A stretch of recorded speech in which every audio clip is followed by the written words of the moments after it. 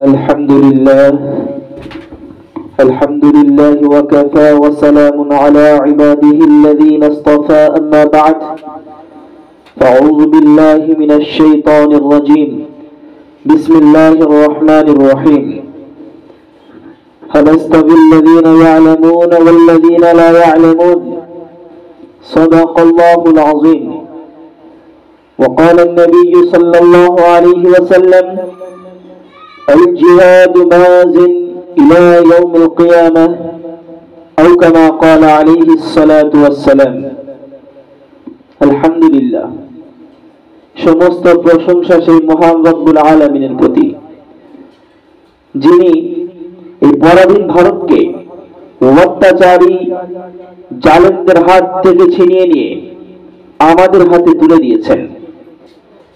অনন্তর লক্ষ কোটি দরুদ বর্ষিত হোক প্যারা নবী সাল্লাল্লাহু আলাইহি ওয়াসাল্লামের প্রতি। অতঃপর সমস্ত জাতি ধর্ম বর্ণ নির্বিশেষে সকলকে জানাই আন্তরিক শুভেচ্ছা, সালাম, অভিনন্দন। সম্মানিত হাজিরিন, আজকে আমরা অনেক আনন্দিত আছি, যেহেতু আজ ৭৬তম রিপাবলিক ডে। আজ ২৬শে জানুয়ারি প্রজাতন্ত্র দিবস। সারা ভারতবর্ষ জুড়ে মহা আড়ম্বরের সাথে পালিত হচ্ছে ভারতের ৭৬তম প্রজাতন্ত্র বা সাধারণতন্ত্র দিবস। প্রতিটি ভারতবাসীর কাছে আজকের দিনের গুরুত্ব অপরিসীম, কারণ ১৯৫০ সালে আজকের দিনেই ভারতের সংবিধান কার্যকারী হয় ও নতুন গণতান্ত্রিক এই ভারতে জন্ম নেয়। আজকের দিনটি ভারতের জাতীয় দিবসগুলির মধ্য থেকে অন্যতম।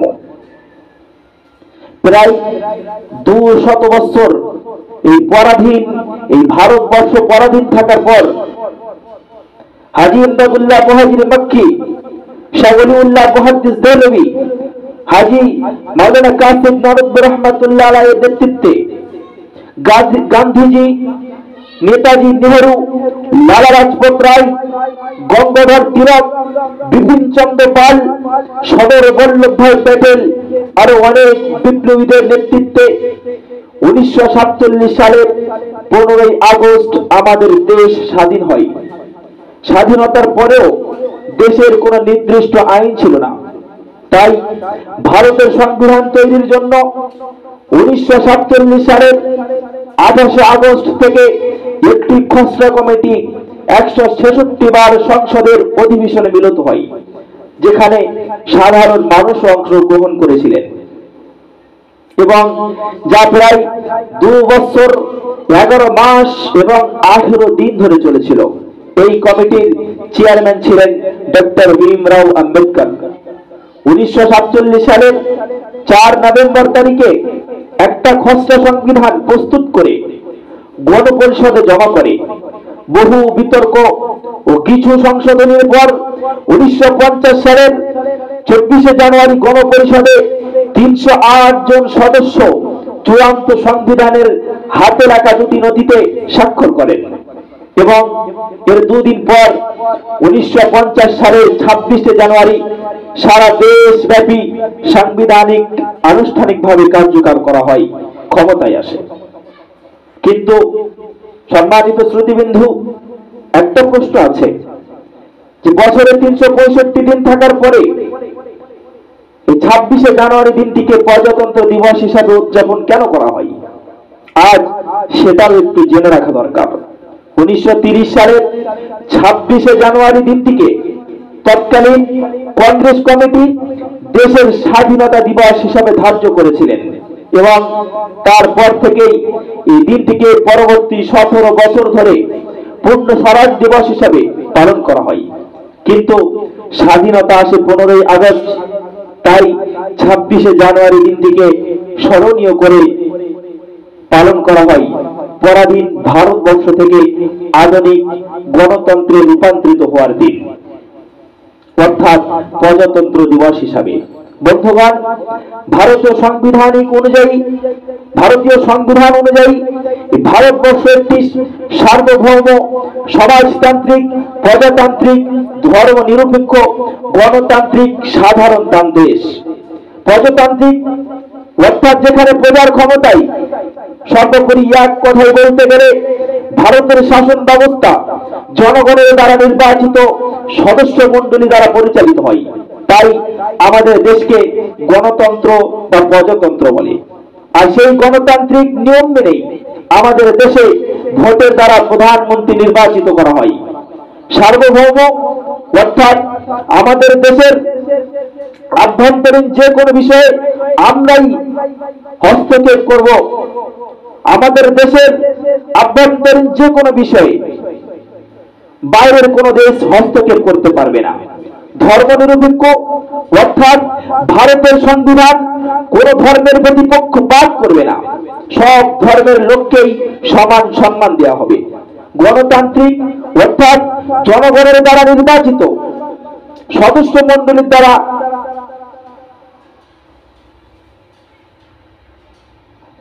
দেশের শাসক নির্বাচিত হবে। সর্বোপরি ভারতীয় সংবিধান অনুযায়ী প্রতিটি ভারতবাসীর মৌলিক অধিকার সমান হবে। সম্মানিত হাজিরিন, 1950 সাল থেকে প্রতি বছর 26শে জানুয়ারি দিল্লির লালকেল্লা, ইন্ডিয়া গেট, ভারতের জাতীয় পতাকা উত্তোলন করেন দেশের মাননীয় প্রধানমন্ত্রী ও অন্যান্য প্রথম সারির নেতারা। মাননীয় রাষ্ট্রপতির উপস্থিতিতে এই দিন রাজধানী দিল্লির রাজপথে ওড়ম্বরপূর্ণ কুচকাওয়াজ ও অন্যান্য সাংস্কৃতিক অনুষ্ঠান অনুষ্ঠিত হয়, যা ভারত রাষ্ট্রের উদ্দেশ্যে উৎসর্গ করা হয়। আজ সমগ্র প্রতিটি বিদ্যালয়ে, সরকারি প্রতিষ্ঠানে এবং ক্লাবে ক্লাবে, মাদ্রাসাতে জাতীয় সঙ্গীত ও বিভিন্ন দেশাত্মবোধক গানের সাথে জাতীয় পতাকা উত্তোলন করা হয়। বীর শহীদদের উদ্দেশ্যে ফুল অর্পণ করা হয়, স্মরণ করা হয় এবং সম্মান জানানো হয়। আমাদের দেশ যে সমাজতান্ত্রিক ধর্মনিরপেক্ষ সার্বভৌম, তা আজকের দিনটা আমাদেরকে স্মরণ করিয়ে দেয়। কিন্তু সম্মানিত হাজিরিন, শুধু শ্রোতামণ্ডলী, আমরা যদি আমাদের দেশের ঘটনাবলীর দিকে একটু দৃষ্টি নিক্ষেপ করি, সামনের দিকে যদি তাকাই, পিছনের দিকে যদি তাকাই, তাহলে আমরা দেখতে পাবো আমাদের দেশ যে আমাদের দেশ যে সার্বভৌমত্ব বিনষ্ট করার জন্য, ধ্বংস করার জন্য আমাদের দেশের কিছু মানুষ তারা উঠে পড়ে লেগেছে, সেদিকে আমরা দৃষ্টি নিক্ষেপ করি না। সম্মানিত হাজিরিন, 26শে জানুয়ারি দিনটি আমাদের দেশত্ববোধের, দেশ প্রেমের আমাদের শিক্ষা দেয়। আমরা হয়ে উঠি অপ্রতিবদ্ধ। বাইরের কোন দেশ, বাইরের কোন শত্রু আমাদের দেশের সার্বভৌমত্ব বিনষ্ট করতে পারবে না। কিন্তু সম্মানিত হাজিরিন, আজ যদি আমরা আমাদের দেশের দিকে দৃষ্টি নিক্ষেপ করি, তো দেখতে পাবো আজ এই ভারতবর্ষে কিছু মানুষ আছে যারা মুসলমান বলে নিজেদেরকে আখ্যায়িত করে। এই সমস্ত মুসলমানদের উপরে যাদের মাথায় টুপি আছে, মুখে দাড়ি আছে, তাদেরকে এবং তাদের প্রতিষ্ঠানগুলোকে আজ এই ভারতবর্ষ থেকে মিটিয়ে দেওয়ার অপপ্রচেষ্টা চলছে, সেদিকে কিন্তু আমরা দৃষ্টি নিক্ষেপ করি না। যদি আমরা বলতে চাই, তাহলে স্মরণ পড়ে যায় সেই আসামের 400-র অধিক মাদ্রাসাগুলোকে বন্ধ করে দেওয়া হয়েছে। ভারতবর্ষে মাদ্রাসার উপরে বুলডোজার চালানো হচ্ছে। প্রাচীনতম ঐতিহাসিক শিক্ষা প্রতিষ্ঠানগুলোকে মিটিয়ে দেওয়ার অপপ্রচেষ্টা চালানো হচ্ছে।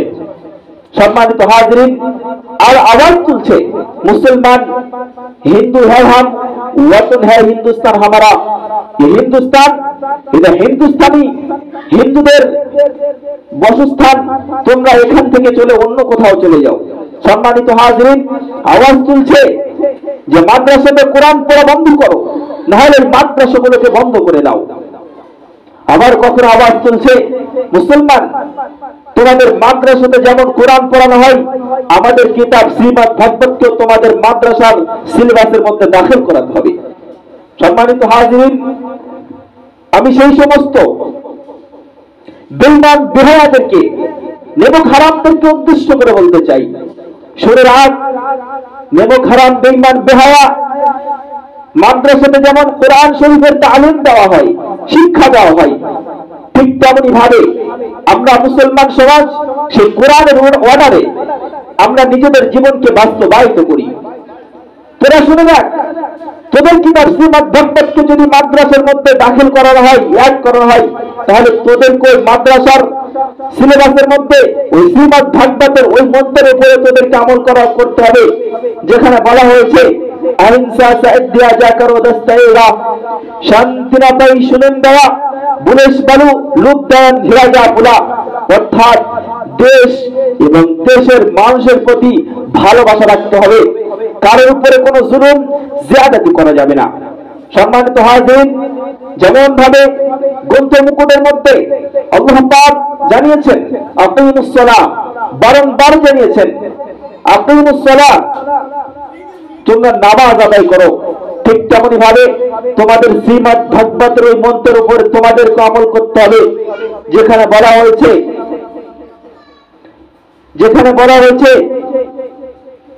প্রথমা দ্বারকা জিও দ্বিতীয়ানান মুছিয়া দে, তৃতীয়ানান কুলাদাকারিয়া, চতুর্থাব্দে জানদারকা পানিয়ম দে সানিউক্তা।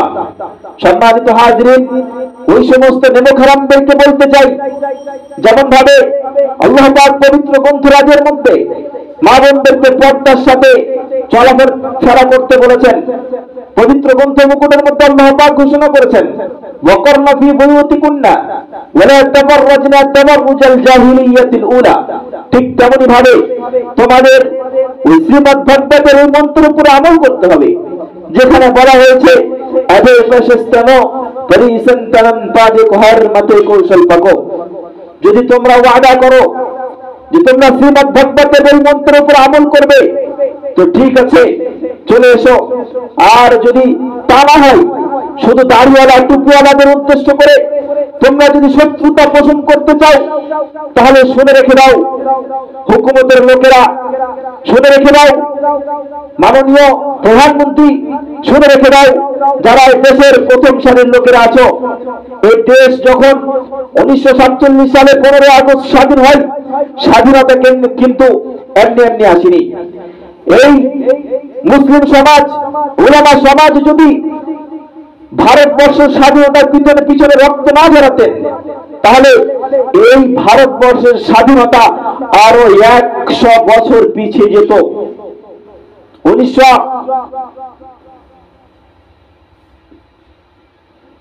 সম্মানিত হাজিরিন, 1857-তে যখন সামনের ময়দানে ইংরেজদের সঙ্গে যুদ্ধের ঘোষণা এসেছিল, কারা যুদ্ধ করেছিল? এই সমস্ত উলামারা, মাওলানা কাসিম নানবী, হাজী ইমদাদুল্লাহ মুহাজিরি মক্কি রাহমাতুল্লাহ আলাইহি, ইংরেজদের বিরুদ্ধে জিহাদ করে তাদের তোপ সাবান অস্ত্র শস্ত্র ছিনে নিয়েছিল।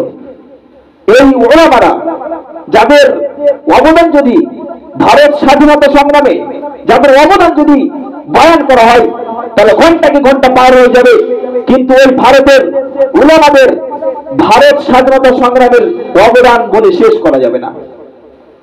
আমরা জানি মিস্টার টমসন তার কিতাবের মধ্যে লিখেছিল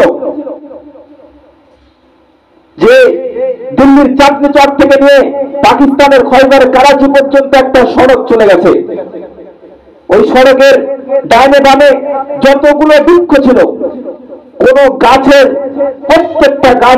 প্রত্যেকটা ডালে ডালে ওই উলামাদেরকে ফাঁসির দড়িতে ঝোলানো হয়েছিল। আমরা জানি মাওলানা মোহাম্মদ আলীর কথা, আমরা জানি হুসাইন আহমদ মাদানির কথা। এই মিস্টার টমসন তার কিতাবের মধ্যে লিখেছে যে আমি আমার দিল্লির একটা তাঁবু আছে, সেই তাঁবুতে গিয়েছি, যাওয়ার পরে দেখি দুর্গন্ধ আসছে। বাইরে গিয়ে দেখলাম দূরে এক জায়গায় কিছু সংখ্যক উলামাদেরকে অগ্নিস্ফুলিঙ্গে জ্বালিয়ে দেওয়া হচ্ছে, এবং কিছু উলামাদেরকে আনা হয়েছে। আনার পরে তাদেরকে জিজ্ঞাসা করা হচ্ছে যে 1897 সালে বিপ্লবীতে তোদের মধ্যে যদি কেউ স্বীকার করে যে ওই বিপ্লবীতে আমরা সামিল ছিলাম না, তাহলে তোদেরকে ছেড়ে দেওয়া হবে। খোদার কসম করে বলছি, মিস্টার টমসন বলছেন যে একজন ওলামা এর কথা সাক্ষী দেয়নি, বরং একের পরে এক হাসি মুখে ফাঁসির দড়ি গলাতে নিয়ে অগ্নিস্ফুলিঙ্গে লাফ দিয়েছে। সম্মানিত হাজিরিন, সেই সমস্ত ওলামাদের স্বাধীন চেতনায় পরিশেষে এই ভারতবর্ষ স্বাধীন হয়েছে। এই পরাধীন ভারতবর্ষ স্বাধীন নামে আখ্যায়িত হয়েছে। এই যত ওলামা দেশের পিছনে নিজেদের টন টন রক্ত বিলিয়েছে, তারা সব কোথায় পড়াশোনা করেছে? এই মাদ্রাসা নামক প্রতিষ্ঠানে। এই মাদারপাড়া আবু জাফরিয়া সিদ্দিকিয়া হিফজুল কুরআনিয়া মাদ্রাসা, এইরকম যতগুলো আসহাবে সুফার শাখা রয়েছে, এই সমস্ত শাখাতে, এই সমস্ত মাদ্রাসাতে তারা পড়াশোনা করেছে। আমরা যদি বিজ্ঞ বিশেষ সাধনা, এই স্বাধীনতার পিছনে যারা রক্ত দিয়েছে তাদের কথা বলি, যেমন আব্দুল আজিজ দেহলভী রহমাতুল্লাহ আলাইহি কোথায় পড়াশোনা করেছেন? এই মাদ্রাসা নামক প্রতিষ্ঠানে পড়াশোনা করেছেন। আব্দুল আজিজ এই মাদ্রাসা নামক প্রতিষ্ঠানে। মাওলানা জাফর রহমাতুল্লাহ আলাইহি কোথায় পড়াশোনা করেছিলেন? এই মাদ্রাসা নামক শিক্ষা প্রতিষ্ঠানে পড়াশোনা করেছিলেন। শাইখুল ইসলাম হোসেন আহমদ মাদানী কোথায় পড়াশোনা করেছিলেন? এই মাদ্রাসা নামক শিক্ষা প্রতিষ্ঠানে পড়াশোনা করেছিলেন। ওবায়দুল্লাহ সিন্দি কোথায় পড়াশোনা করেছিলেন? এই মাদ্রাসা নামক শিক্ষা প্রতিষ্ঠানে পড়াশোনা করেছিলেন। মাওলানা রশিদ আহমদ গাঙ্গুহি কোথায় পড়াশোনা করেছেন? এই মাদ্রাসাতে। হাফেজ জামিল শহীদ কোথায় পড়াশোনা করেছেন? এই মাদ্রাসাতে। মাওলানা জওহর খানপুরি কোথায় পড়াশোনা করেছেন? এই মাদ্রাসাতে পড়াশোনা করেছেন। সম্মানিত হাজিরিন, এই সমস্ত ওলামাদের স্বাধীন চেতনায়, এই সমস্ত ওলামাদের টন টন রক্ত এই ভারতবর্ষের মাটিতে ফেলে পরিশেষে ইংরেজদের হাত থেকে এই ভারতবর্ষকে আল্লাহ পাক ছিনিয়ে নিয়ে আমাদের হাতে ফিরিয়ে দিয়েছে। আর সেই ভারতবর্ষকে নিয়ে আজ আমরা ছিনিমিনি খেলা করছি।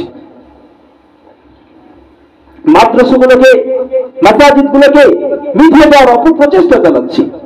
আমরা যে ভারতবর্ষকে, এই পরাধীন ভারতকে স্বাধীনভাবে মনে করি, তার কি করে প্রমাণ দিতে পারি, প্রমাণ করতে পারি? আজ মাদ্রাসাগুলোকে বন্ধ করার অপপ্রচেষ্টা চালানো হচ্ছে, মাইকে আজান দেওয়া বন্ধ করা হচ্ছে, গোয়েন্দার বিরুদ্ধে আন্দোলন করা হচ্ছে, জাতীয় ইউনিফর্ম থেকে দেশদ্রোহী, দেশ বিদ্রোহী বলা হচ্ছে। সম্মানিত হাজিরিন, আমরা একটু চিন্তা করে দেখি যে আমরা এখনো পর্যন্ত কিন্তু পরাধীন নামক ভারতেই বসবাস করছি। এখনো পর্যন্ত যদি আমরা প্রকৃত দেখতে চাই, তাহলে আমরা কিন্তু স্বাধীন ভারতে আমরা বসবাস করছি না। কেননা যেদিকে তাকাবে মুসলমানদের উপরে অত্যাচার, অবিচার, নিপীড়ন, নির্যাতন চলছে। ওই জন্য আমি ওই সমস্ত প্রধানমন্ত্রী এবং দেশের যারা প্রথম সারির লোকেরা আছে তাদের উদ্দেশ্য করে বলতে চাই, তোমরা মাদ্রাসাগুলোর উপরে ষড়যন্ত্র বন্ধ করো। উত্তরপ্রদেশে যারা ওলামাদের হাতে হাতকড়ি পরাচ্ছে তাদেরকে বলতে চাই, কান খুলে শুনে রেখে দাও। এই ভারতবর্ষ কিন্তু এই সমস্ত ওলামাদের অক্লান্ত প্রচেষ্টায় এই ভারতবর্ষ স্বাধীনতা হয়েছে, ভারতবর্ষ স্বাধীন হয়েছে। সুতরাং তোমরা যদি চাইনো শুকরের সাথে ভারতবর্ষে থাকতে চাও, তাহলে যে ওলামারা আছে, এই ভারতবর্ষে যে সমস্ত ওলামারা আছে, ভারতবর্ষের মুসলিম সমাজ আছে, তাদের সঙ্গে সার্বভৌমত্ব বজায় রেখে বসবাস করার চেষ্টা করো। ওয়া আখির দাওয়ানা আলহামদুলিল্লাহি রাব্বিল আলামিন।